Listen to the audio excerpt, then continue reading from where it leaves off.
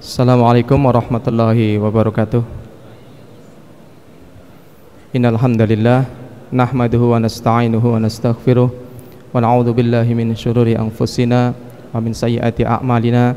Man yahdihillahu fala mudhillalah wa man yudlilhu fala hadiyalah. Asyhadu an la ilaha illallah wahdahu la syarikalah wa asyhadu anna Muhammadan abduhu wa rasuluhu la nabiyya ba'dah. Alhamdulillahirabbil alamin.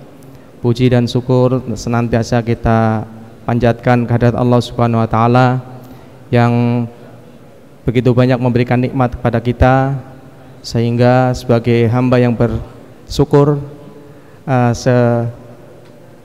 sebaiknya kita melaksanakan segala perintahnya dan juga menjauhi segala larangannya. Salawat dan salam semoga senantiasa kita haturkan kepada uswah kita Rasulullah SAW, pada para keluarganya, sahabatnya, dan juga kepada umat beliau yang tetap istiqomah untuk mengikuti milah beliau hingga yaumil akhir. Sebelum pelaksanaan sholat Jumat pada hari ini, kami mewakili DKM akan menginformasikan beberapa maklumat. Yang pertama adalah Jumat kali ini 3 Dzulhijjah 1446 Hijriah atau tanggal 30 Mei 2025 dengan khatib dan imam Ustadz Haji Mazlam Salim dan dengan muadzin. Dan kami informasikan infak Jumat pada tanggal 23 Mei 2025 alhamdulillah telah terkumpul sebanyak 7.920.700 rupiah. Kami ulangi, 7.920.700 rupiah. Kami ucapkan jazakumullah khairan atas infak yang telah Bapak berikan. Semoga menjadi pemberat amal di yaumil akhir kelak dan juga mendapatkan balasan yang setimpal dari Allah, sehingga dapat menambah lagi amal-amal infak.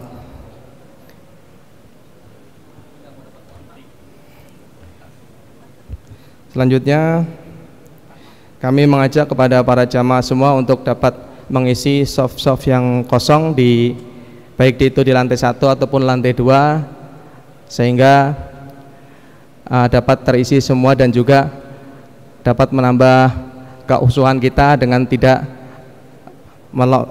yang terlambat datang ke masjid, tidak melompati bahu-bahu bapak-bapak sekalian. Selanjutnya kami mohon untuk para jamaah semua untuk menonaktifkan atau mengkondisikan alat-alat komunikasi agar dapat tercapai kekhusyuan ibadah pada hari ini, pada Jumat pada hari ini. Selanjutnya kami informasikan untuk infak hari ini diperuntukkan untuk operasi lil alamin. Dan selanjutnya kami tidak bosan-bosan untuk mengajak para jamaah semua untuk menjadi muzaki di Masjid Al-Haqqul Mubin ini, dan juga untuk dapat mewakafkan Al-Quran dengan nominal 115.000 berupa Al-Quran dan juga bersama dengan meja atau selasarnya.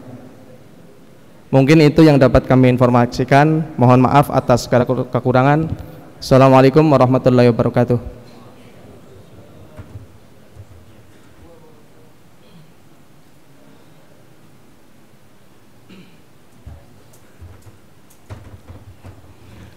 Assalamualaikum warahmatullahi wabarakatuh.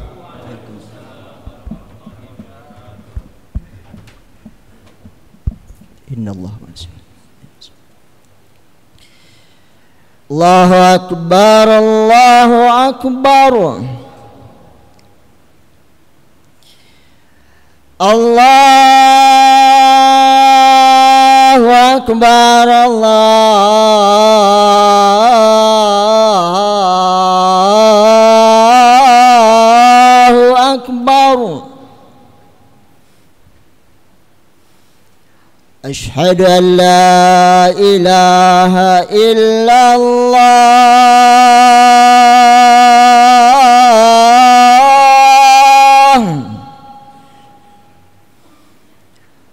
أشهد أن لا إله إلا الله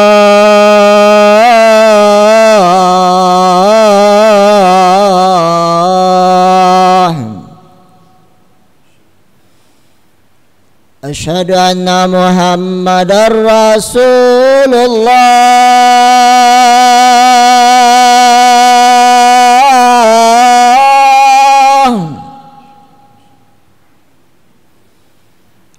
أشهد أن محمدا رسول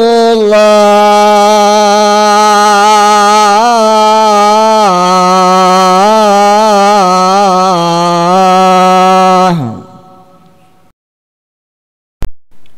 حي على الصلاة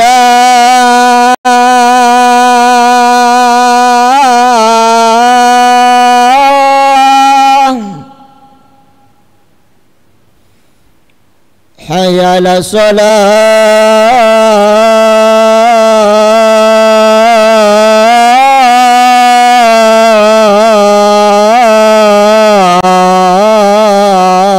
الصلاة حي على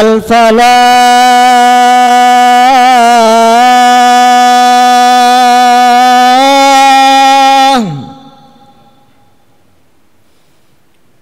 حي على الفلاح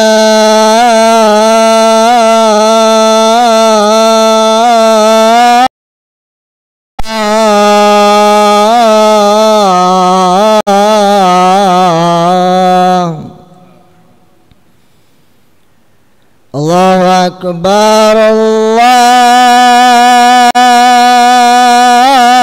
الله أكبر لا إله إلا الله لا إله إلا الله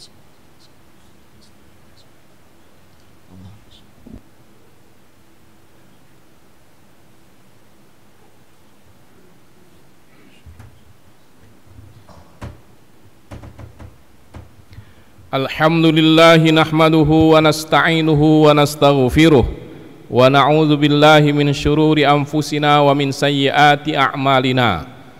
May yahdihillahu fala mudhillalah wa may yudlilhu fala hadiyalah. Asyhadu an la ilaha illallah wahdahu la syarikalah wa asyhadu anna Muhammadan abduhu wa rasuluhu la nabiyya wa la rasula ba'dah. Allahumma salli ala sayyidina maulana Muhammad wa ala alihi wa ashabihi wa man tabi'ahum bi ihsanin ila yaumil qiyamah. Amma ba'du fa ya ibadallah usikum wa nafsi bi taqwallah faqad fazal muttaqun. Wa qala Allah ta'ala fi kitabihil karim a'udzu billahi minasy syaithanir rajim. Bismillahirrahmanirrahim. Ya ayyuhalladzina amanu taqullaha haqqa tuqatih wa la tamutunna illa wa antum muslimun. Shadaqallahul azim. Ma'asyiral muslimin, sidang Jumat yang dimuliakan Allah, marilah kita tingkatkan keimanan dan ketakwaan kita kepada Allah dengan istiqamah menjalankan kewajiban-kewajiban kita dan meninggalkan larangan Allah. Semoga apa yang sudah kita amalkan dari agama ini mendatangkan kemaslahatan bagi kehidupan kita dunia dan keselamatan kita di akhirat. Salawat dan salam semoga tercurahkan senantiasa ke hadirat junjungan kita Nabi Muhammad sallallahu alaihi wasallam beserta keluarga dan sahabatnya sekalian. Semoga kita dapat menjalankan sunnah Rasulullah dengan sebaik-baiknya. Hadirin sidang Jumat yang dimuliakan Allah, sebentar lagi kita akan menghadapi momen penting salah satu dalam sejarah agama kita, yaitu Idul Adha atau Idul Kurban. Ada dua momentum dalam kesempatan ini, yaitu haji dan kurban. Bagi mereka yang sedang mengerjakan ibadah haji di tanah suci saat ini, marilah kita doakan semoga mereka diberikan kemudahan dan kelancaran dalam ibadahnya dan mendapatkan haji yang mabrur. Sedangkan kita yang ada di tanah air, maka syiar yang akan kita hadapi adalah syiar kurban, yaitu menyembelih hewan kurban sebagai bentuk pendekatan kita kepada Allah Subhanahu wa taala sebagai ibadah yang sangat klasik dan senantiasa aktual, yang mengandung berbagai hikmah yang sangat berguna bagi kehidupan kita dunia dan akhirat. Amin rahimakumullah. Kita mengenal hewan kurban yang biasa yang boleh dikurbankan itu antara lain unta, sapi, atau kerbau, kambing, atau domba. Dan itulah yang selama ini kita ketahui sebagai hewan-hewan yang boleh dikurbankan. Ini berdasarkan firman Allah surat Al-Hajj ayat 34. Bismillahirrahmanirrahim. Wa likulli ummatin ja'alna mansaka liyadhkuru smallahi ala ma razaqahum min bahimatil an'am.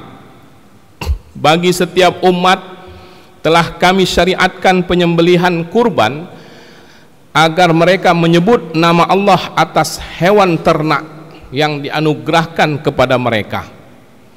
Maka di negeri kita hewan ternak yang seringkali dijadikan sebagai pilihan untuk melakukan kurban biasanya adalah sapi atau lembu dan kambing atau domba.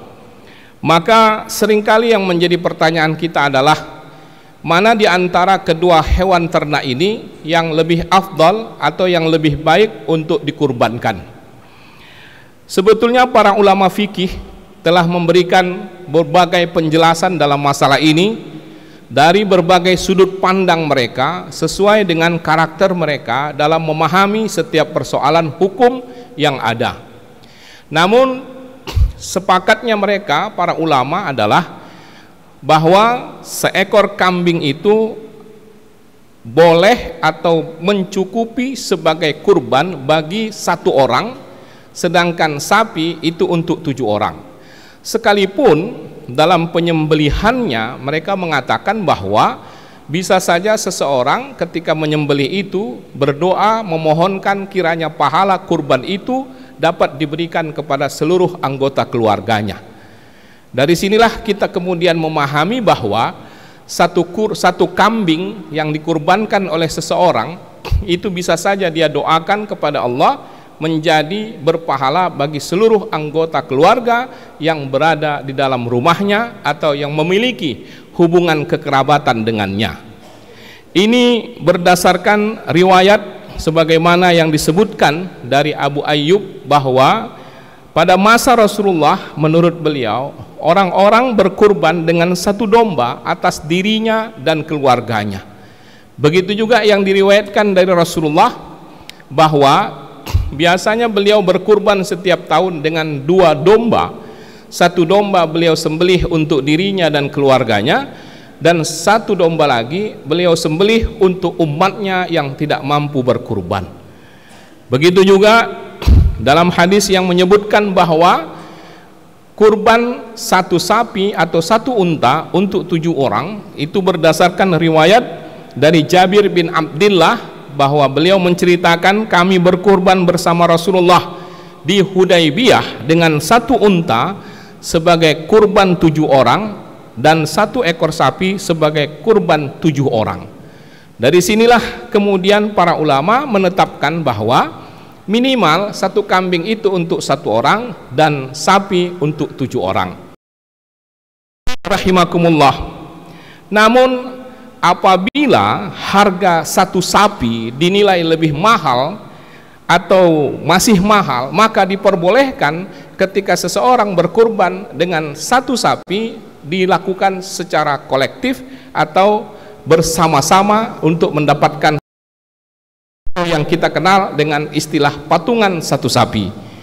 Jadi kita membayangkan bahwa ada 1 sapi yang dibiayai oleh banyak orang, dan yang membiayai itu boleh jadi beberapa orang tapi maksimal 7 orang.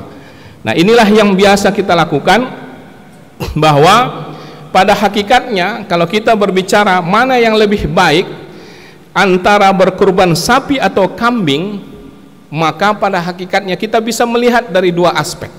Yang pertama dari segi kuantitasnya, dan yang kedua bisa kita lihat dari segi kualitasnya. Dan para ulama sejauh kita membaca perdebatan atau perbedaan pendapat dalam menentukan mana yang lebih afdal antara berkurban kambing atau sapi, tidak terlepas dari dua sudut pandang ini, yaitu melihatnya dari segi kuantitas maupun dari segi kualitas. Ma'asyiral muslimin rahimakumullah, menurut ulama-ulama mazhab Maliki, setidaknya ada 3 pendapat mazhab dalam hal ini. Yang pertama, menurut ulama-ulama mazhab Maliki, mereka mengatakan bahwa kurban dengan kambing atau domba itu lebih afdal daripada sapi atau unta. Mereka memiliki pandangan secara kualitas dalam arti hakikat atau perbuatan berkurban itu sendiri. Nah, pendapat ini didasarkan kepada firman Allah dalam surat As-Saffat ayat 107. Firman Allah berbunyi, wa fadainahu bidzibhin azim. Di dalam ayat itu menceritakan bahwa ketika Nabi Ibrahim mau disembelih, lalu ketika Nabi Ismail mau disembelih oleh ayahnya Ibrahim, maka Allah menggantinya dengan domba. Dari sinilah mereka kemudian berpendapat bahwa kalau ada pilihan domba atau sapi atau unta, maka domba lebih baik, karena itulah yang digantikan oleh Allah sebagai tebusan Ismail. Kata mereka, kalau seandainya ada hewan yang lebih baik daripada domba, pasti Allah ganti dengan hewan itu. Faktanya Allah menggantinya dengan, itulah yang lebih afdal menurut pandangan mazhab Maliki. Di samping itu, menurut mereka, seperti yang disinggung tadi, bahwa Nabi selama berkurban, kurban beliau dalam bentuk domba, dan ini membuat mereka berpendapat bahwa domba secara berurutan yang lebih afdal daripada hewan-hewan yang dikurbankan tadi. Yang utama adalah domba yang biasa, lalu kemudian unta, lalu sapi, dan seterusnya. Itulah dalam pandangan mazhab Maliki. Sementara dalam pandangan mazhab Syafi'i dan Hambali, urutan hewan yang afdal dikurbankan itu sebaliknya. Menurut mereka, yang lebih afdal pertama adalah unta, lalu sapi, lalu kambing atau domba. Artinya mereka lebih melihatnya dari sisi kuantitas sebagai bentuk, di mana kalau sapi maka lebih banyak manfaatnya buat orang lain. Jadi ada sudut pandang yang perlu kita lihat di sini, bahwa dalam mazhab Syafi'i dan Hambali itu mereka lebih melihat kurban itu bukan hanya sekedar ibadah ritual yang hubungannya hanya kepada Allah, tapi juga ada aspek sosialnya, ada tujuan-tujuan sosial yang ingin dicapai. Dalilnya di dalam Quran itu dikatakan, wa kulu minha wa at'imul ba'isal faqir, bahwa di dalam daging kurban itu, dari daging kurban itu, kata Allah, makanlah sebagian dan berikanlah sebagian kepada fakir miskin. Disinilah menurut mazhab ini bahwa kurban itu bukan sekedar ibadah vertikal, tapi ada hubungan-hubungan horizontal yang tujuannya adalah untuk membahagiakan fakir miskin, memberi makan kepada mereka dan menyenangkan mereka pada hari itu. Maka berdasarkan pertimbangan inilah mereka mengatakan kadang bisa lebih afdal daripada kambing, mengingat bahwa daging yang diberikan kepada fakir miskin akan lebih banyak kalau kita berkurban sapi. Tetapi ma'asyiral muslimin rahimakumullah, apapun pertimbangan itu, kalau kita perhatikan pada dasarnya seluruh mazhab itu adalah melihat bahwa kurban itu bukan hanya dilihat sebagai ibadah, tapi memang ada tujuan-tujuan sosialnya. Buktinya adalah mereka mengatakan begini, bahwa satu kambing kalau kita biayai dengan sendiri, dengan satu sapi kalau dibiayai dengan sendiri juga, maka lebih afdal satu sapi dengan biaya sendiri. Jadi kalau sama-sama satu orang yang membiayainya, satu kambing dan satu sapi, maka tetap lebih afdal satu sapi, karena dari segi pelaksanaan maka sapi lebih banyak memberikan manfaat kepada orang lain. Tapi sebaliknya, apabila kita satu kambing dibiayai sendiri dengan satu sapi tapi kolektif, menurut mazhab-mazhab lebih afdal satu kambing yang dibiayai sendiri daripada 7 sapi yang dibiayai secara kolektif. Mengapa demikian? Apalagi kalau beberapa kambing dibiayai sendiri walaupun tidak sampai 7, 2 atau 3 kambing, lalu dibanding yang dibiayai secara kolektif, maka orang yang membiayai kambing apalagi lebih dari 1 ekor dengan sendiri itu lebih baik. Mengapa demikian? Ini menggabungkan pandangan secara kuantitas dan kualitas, bahwa kalau dia menyembelih kambing lebih banyak, tentu ada ibadah yang lebih banyak dilakukan dibanding sapi yang hanya dikerjakan 1 kali penyembelihan selesai. Jadi ma'asyiral muslimin rahimakumullah, kalau kita mengikuti perbedaan pendapat di kalangan para ulama tentang masalah ini, pada dasarnya mereka itu sepakat bahwa dalam berkurban tidak hanya kita perhitungkan bagaimana ibadah kurban ini bisa dilaksanakan sesuai dengan petunjuk-petunjuknya, tapi juga haruslah diupayakan tercapai tujuan-tujuannya. Karena bagaimanapun seperti yang ditunjukkan oleh Rasulullah, setiap dia berkurban, dia tidak menempatkan kurban itu semata-mata ibadah kepada Allah, tapi juga dalam rangka menjalin hubungan dengan sesama manusia. Rasulullah mempertimbangkan umatnya yang tidak mampu berkurban, itu menunjukkan betapa kuatnya aspek sosial dalam ibadah kurban. Menunjukkan pesan kepada kita, kalau seandainya bisa kita kurbankan, maka ada banyak hal yang bisa kita lakukan yang bermanfaat buat orang lain, maka disitulah sejatinya makna berkurban itu sendiri. Melakukan sesuatu yang terbaik buat orang lain dalam bentuk apapun, sesuatu yang dianjurkan oleh agama, dan itulah dalam bentuk kurban yang lain yang secara harfiah kita maknai mendekatkan diri kepada Allah Subhanahu wa ta'ala. Ma'asyiral muslimin rahimakumullah, jadi kesimpulannya adalah mana yang lebih baik, kambing atau sapi dalam berkurban? Yang lebih baik berkurbanlah dengan kemampuan kita, dan berkurbanlah sebatas kemampuan yang ada. Maka kalau itu didasari dengan keikhlasan kepada Allah, maka itulah yang sampai kepadanya. Mudah-mudahan apa yang selama ini sudah kita lakukan betul-betul bernilai ibadah dan mendekatkan kita, mengkurbankan kita kepada Allah Subhanahu wa ta'ala. Amin ya rabbal alamin. Barakallahu li wa lakum fil Qur'anil azim, wa nafa'ani wa iyyakum bima fihi minal ayati wa dzikril hakim, wa taqabbala minni wa minkum tilawatahu innahu huwal ghafurur rahim. Aqulu qawli hadza fastaghfirullah li wa lakum fastaghfiruh innahu huwal ghafurur rahim.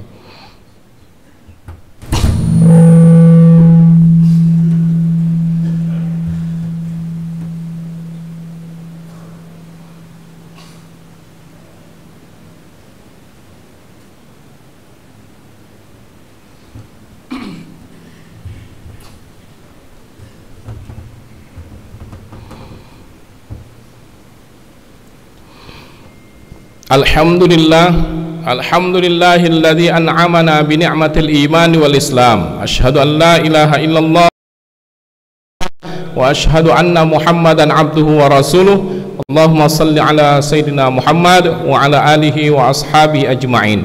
Amma ba'du fa ya ibadallah tuqatih wa la tamutunna illa wa antum muslimun. Wa qala Allah ta'ala fi kitabihil karim, a'udzu billahi minasyaitonir rajim, bismillahirrahmanirrahim. Innallaha wa malaikatahu yusalluna 'alan nabi ya ayyuhalladzina amanu sallu 'alaihi wa sallimu taslima. Wardallahumma 'anil khulafa'ir rasyidin Abi Bakr wa Umar wa Utsman wa Ali wa 'an baqiyati sahabati Rasulillahi ajma'in wa man tabi'ahum bi ihsanin ila yaumiddin wa 'alaina ma'ahum bi rahmatika ya arhamar rahimin. Allahumma ighfir lil muslimina wal muslimat wal mu'minina wal mu'minat al ahya'i minhum wal amwat bi rahmatika ya arhamar rahimin. Allahumma aslih lana dinana alladhi huwa ismatu amrina wa aslih lana dunyana allati fiha ma'ashuna wa aslih lana akhiratana allati ilaiha ma'aduna waj'alil hayata ziyadatan lana fi kulli khair waj'alil mauta rahatan lana min kulli syarr. Allahumma tawil a'marana wa sahih ajsadana wa sabbit imanana wa ilal khairi qarribna wa 'anil syarri ab'idna warzuqna rizqan halalan tayyiban mubarakan wasi'a. Rabbana atina fid dunya hasanah wa fil akhirati hasanah wa qina adzabannar. Wassallallahu wasallam alaihi walhamdulillahi rabbil alamin. Aqimissalam.